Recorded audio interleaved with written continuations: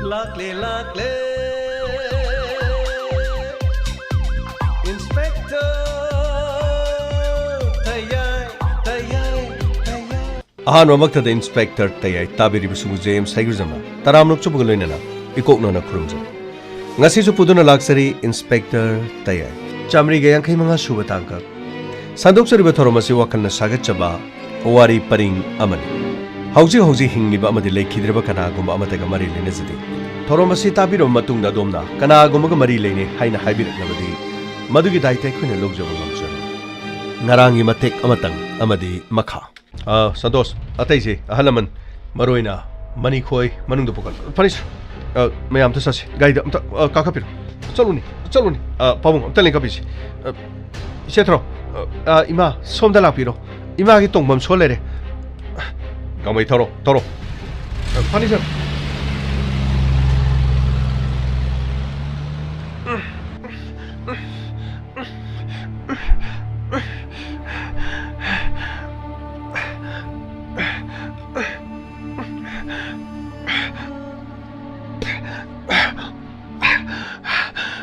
진짜죠 번질란 바나토에 콩고 굿까지 약간 나 볼리면 그나 리버게 그나 리버게 아이고 목탁한 비요 아이고 목탁한 비요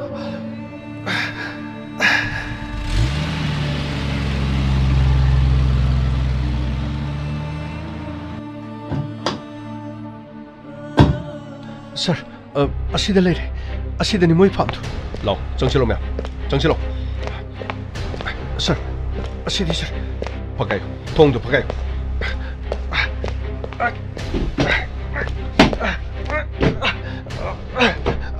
Sir,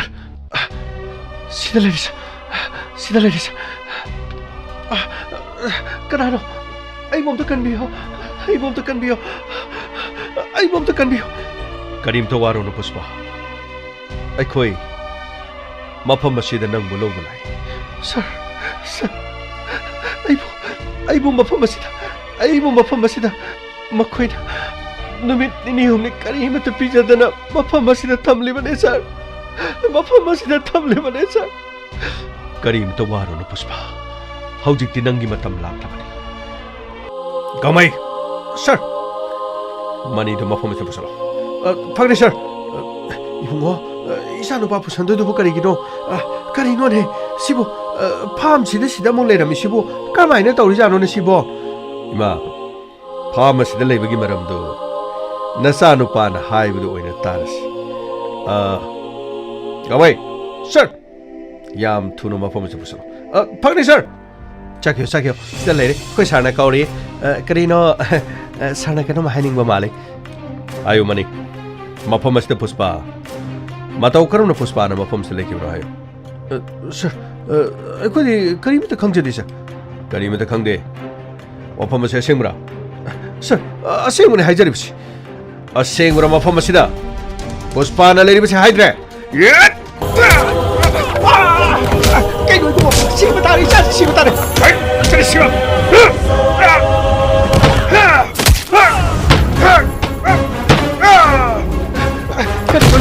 Sibatari Lisa sibo. Karinone, boy pabo. Natano basi sibatari kanone. Karinone, masa de cobra.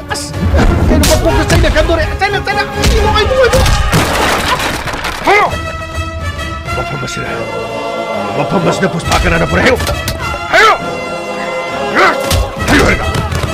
Karino, boy pabo. Karino to si boy pabo dong yang lari sib karigino. Aba.